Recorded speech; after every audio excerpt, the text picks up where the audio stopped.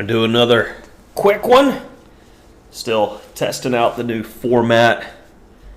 Tell me if you like it in the comments. Didn't do too much changing. Tried to make the colors pop a little bit better.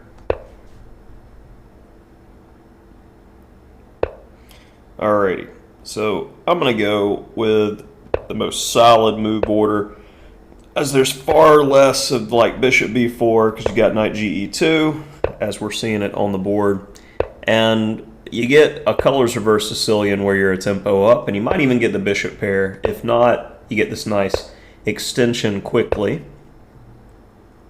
And we have a flexible position moving forward, and this just seems really passive for black. Like, what's the plan? And I have my choice of plans here. I can go d3 or g3. I'm not too worried about e4. You know what? I'm going to go with g3 in this position, and we're going to end up with a double fianchetto. And there's a lot of moves by my opponent. But not much development as I'm getting ready to play d4. Let's make sure that this guy stays weak. I'm going to play d5. That way he can't make a connection and build the chain. And I've got ideas like h3, g4, knight g3 to continue to pressure. But in this case, the d6 pawn is going to be quite weak. And he's probably looking to play knight e5 and then knight d3. But if he plays knight d5, I've got knight takes e4. So I'm just going to go rook d2 and see if we can't coax him into doing something. And we've got a lot of pressure there. Looks nice. And I'm going to angle for that square if rook c8. We're just going to dance the dance. And I'm really satisfied with our position, being able to pressure this.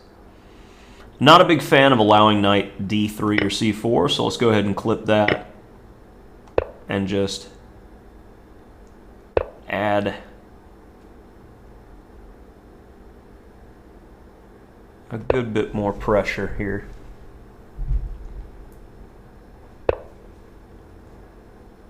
All right, well, if you want to do that, I was okay with it. So I'm not in a hurry. Are you in a hurry? Not in a hurry. And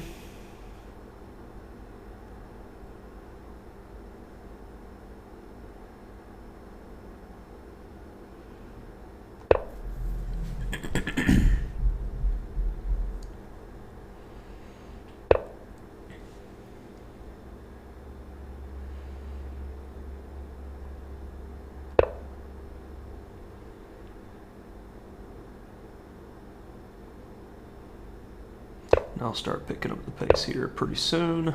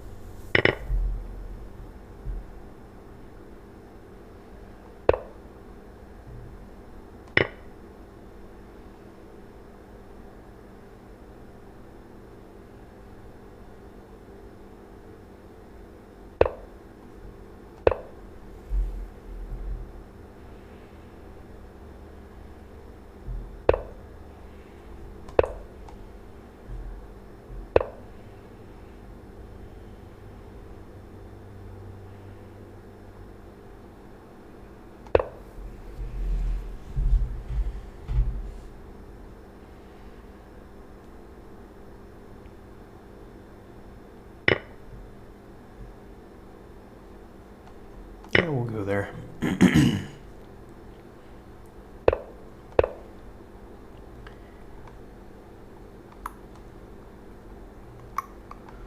No way to get me out of there.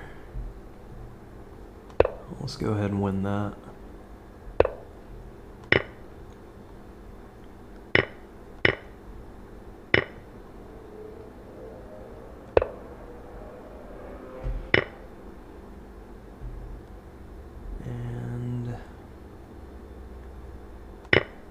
looks okay.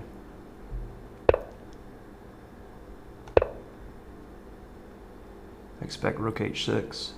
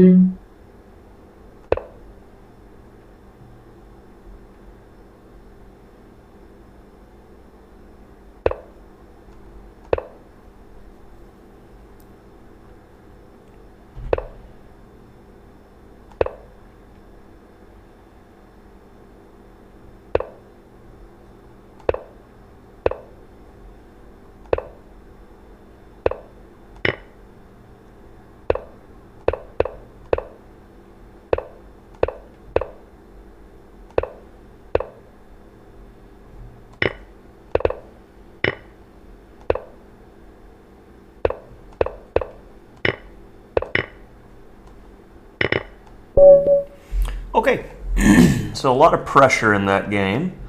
Let's see what happened.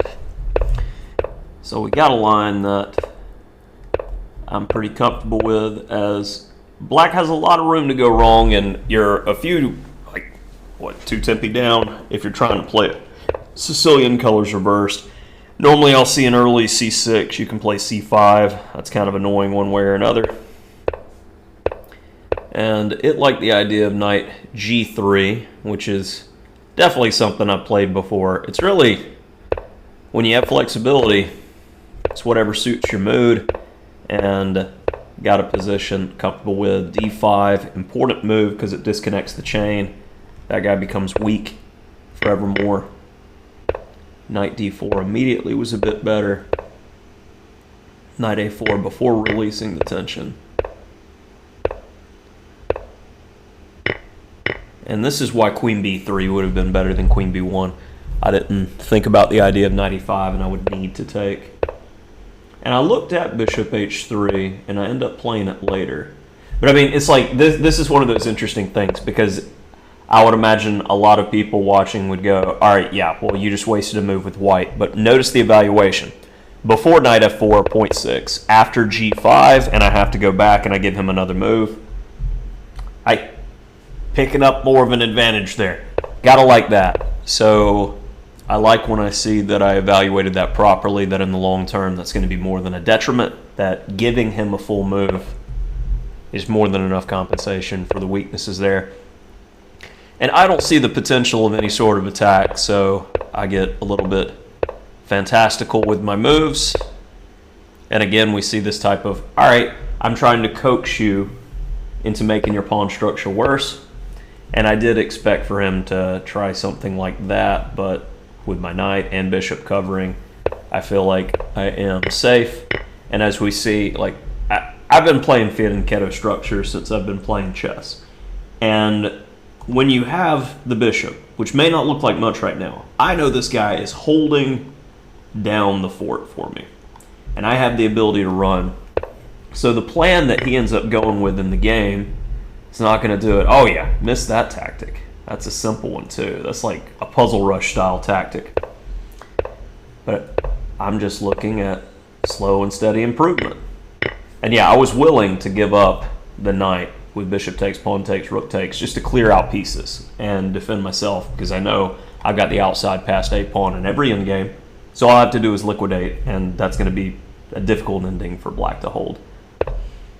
And then here, it's like, where's the attack? You have your bishop pair, but the position's closed, and this guy's completely out of the game, just biting on his own pawn wall.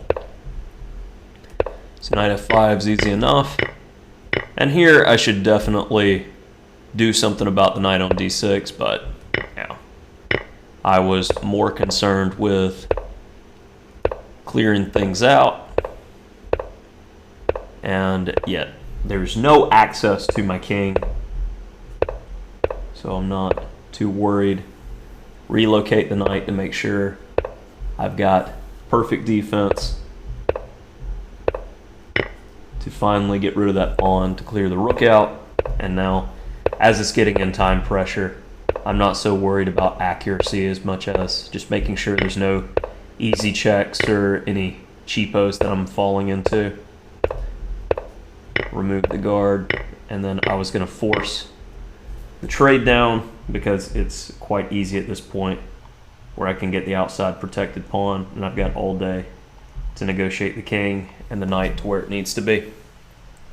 And that will do it for this one.